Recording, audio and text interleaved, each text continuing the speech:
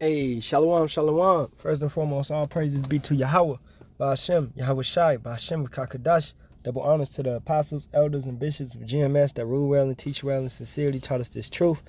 All right, Shalawam to the sincere Ahtham out there pushing and preaching this 100% doctrine, the tabernacle of David, the hopeful elect. It's your brother Yoram, your Kazak, back with hopefully another edifying lesson.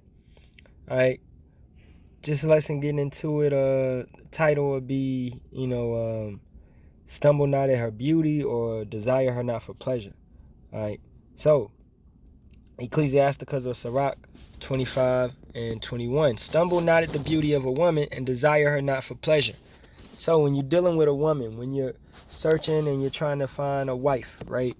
Or you're dealing with a woman and, ain't no such thing as a girlfriend, man. You're basically either you're messing with a woman to cleanse that, to get that burning desire, done, or you're trying to get a possession, basically a wife, and her purpose, right, is to what? To bear children. That's one of her purposes. Among other purposes is to clean, to take care of the household, to maintain the household, to teach the children, right, as a child. Okay, her purposes is to maintain the home, right? So as you keep reading, you go to verse 22. A woman, if she maintain her husband, is full of anger, imprudence, and much reproach, right? Because this is not her grand time. You got what you would call, man, simp brothers, all right? Sorry, brothers, that let they women control them, scared of they women, right? That just let they woman, man, she wear the pants in the household, okay? And she's not in this. They okay, yeah, baby, this and that. You know what I'm saying? That's a Edomite talk culture, man. Romance, right? We ain't do no romance in when we had our kingdom. We're not romantic men. All right, now we are some of the smoothest men, the salt and the flavor, and the things we say and things like that. Jake get women, man, but all that romancing, that's Edomite culture, right? For this society to woo a woman in the sense of you're damn near kissing her ass, all right? That right there is off. That's an off thing, because right now, this ain't, let's go over to Genesis and really break down what her purpose is. Genesis 3 and 16. Unto the woman he said, I will greatly multiply thy sorrow and thy conception. In sorrow thou shalt bring forth children, and thy desire shall be to thy husband, and he shall rule over thee. So what is a brother doing? Ruling over a female. All right, you're ruling over your woman. You're giving her guidance. You're giving her order, structure. All right. Let's go get childbearing. All right. Now, 1 Timothy 2 and 15.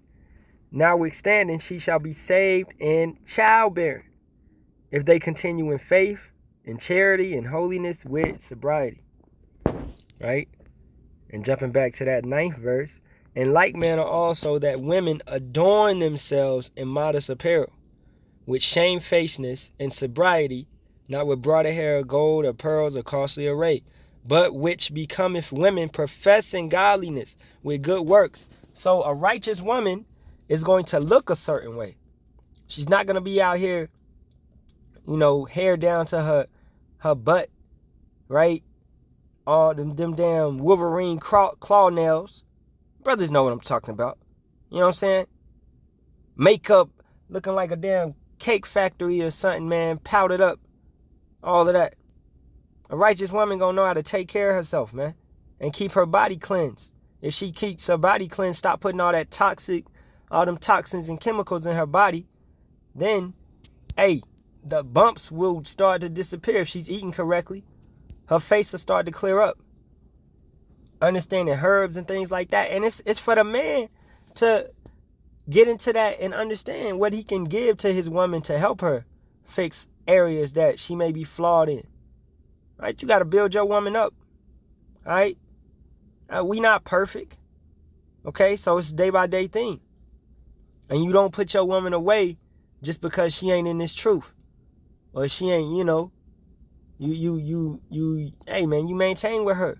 If you are pleased to dwell with her, she's pleased to dwell with you, and y'all got some disagreements or whatever, perspectives, and you pray on it. Now, you don't put your woman away. Right? Like IUIC will tell you. Okay? And brothers that got heathen women. Right? That's not a sin. Okay? You can have a heathen woman. You may have had a heathen woman before you came into this truth. What, you supposed to put her away because you in this truth now? No. That's not. And I done did lessons on this. Brothers done did lessons on this, man. That's why be careful with these camps, these off-camps, these off-brand camps. They mess around and tell you some stuff, and then you go and react off of that, the domino effect, and you mess your whole life up. All right? You kick a good woman to the curb, and she was pleased to dwell with you, and you was pleased to dwell with her, but you was like, man, she a heathen, I can't. Nah, that's wrong. That's that BHI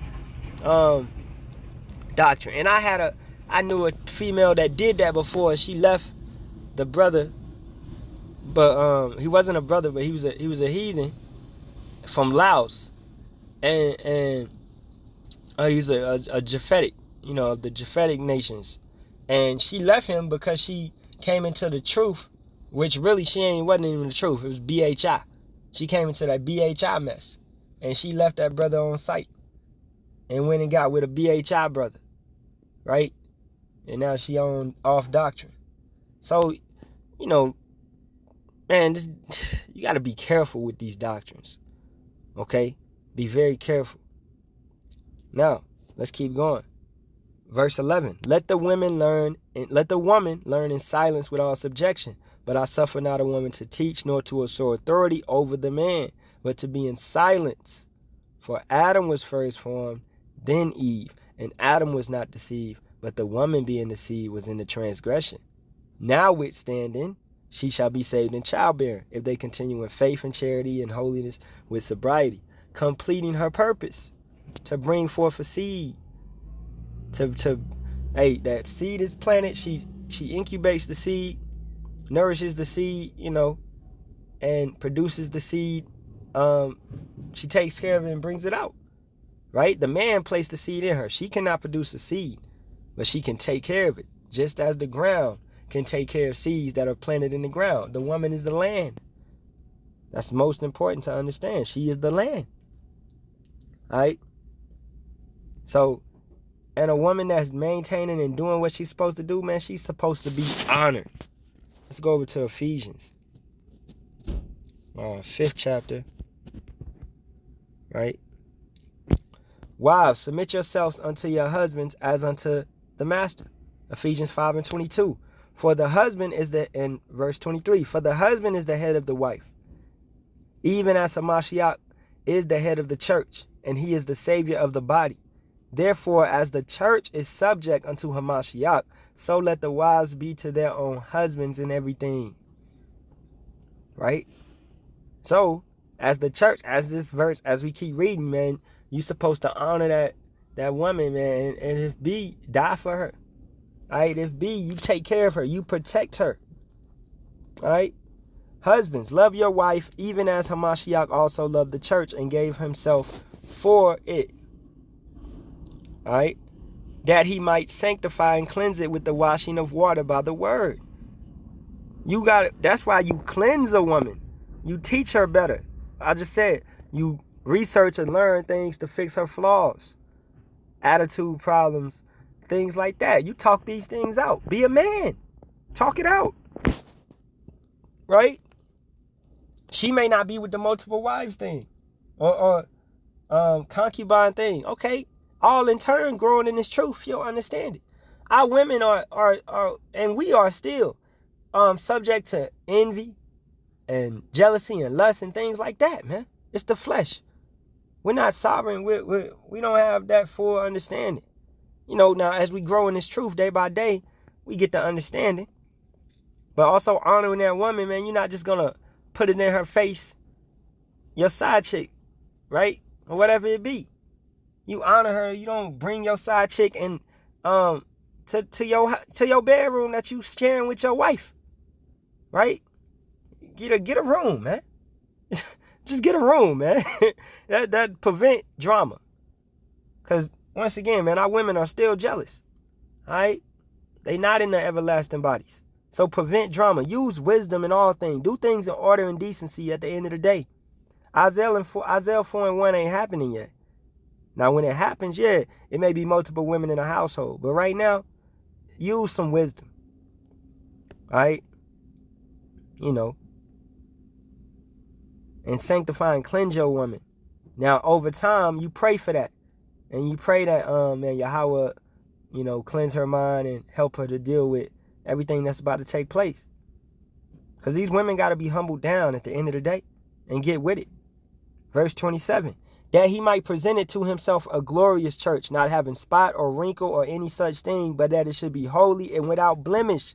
And that's also, in that allegory sense, how we are being presented as a nation, a woman being presented without spot and without blemish. That's the remnant, the elect, right? And that's a beautiful thing. So that just trickles down to how we treat our women. We want to present them as well. So ought men to love their wives as their own bodies. He that loveth his wife loveth himself. If you love her, you're going to honor her. For no man ever yet hated his own flesh, but nourisheth and cherisheth it, even as the master the church. For we are members of his body, of his flesh, and of his bones. For this cause shall a man leave his father and mother, and shall be joined unto his wife, and they two shall be one flesh. Right? And you take that back to Genesis 2:24. Right? A man leaves his household and joins unto a woman. This is a great mystery, but I speak concerning Hamashiach and the church. We are joined into Hamashiach. Right? The bride and the bridegroom. One body.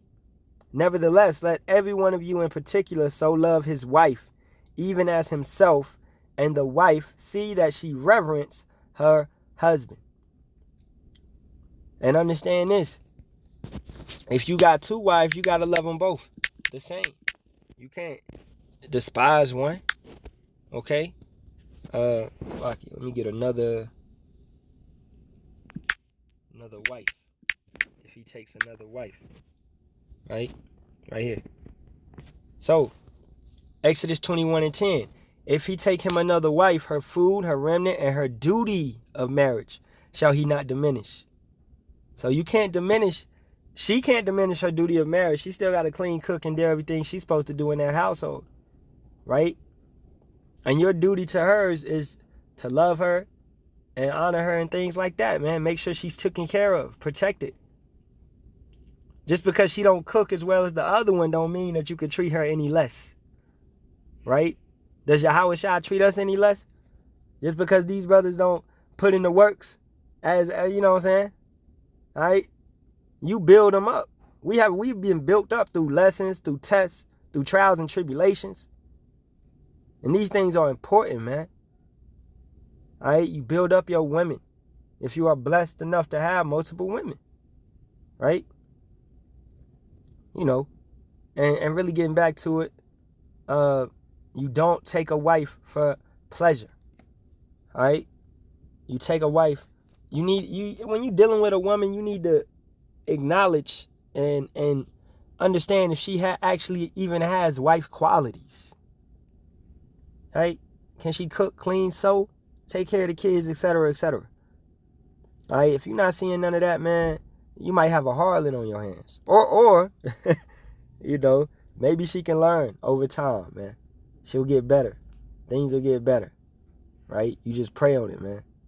So don't be lustful out here. Just, I can have multiple wives. I'm gonna get another one, and I'm gonna get another one, and I got 6 women now. I got them all, and it's not. All right? And really, brothers, you shouldn't even be focused on a woman if you ain't got your household in order. If you ain't even got a place to lay your head, don't be out here searching for no damn women, man. That should be your last concern. Get your house in order. Get a house first. All right? Then you get a woman. And then make sure you doing your works. If you ain't producing, I say, man, 1 video a day, then you shouldn't need another wife. Because that's going to be too much to handle. All right, you trying to juggle 2 women and produce the works and deal with work and everything else that comes with life. Come on, man. Slow it down. Slow it down, Playboy. And with that, I'm going to say Shalawam.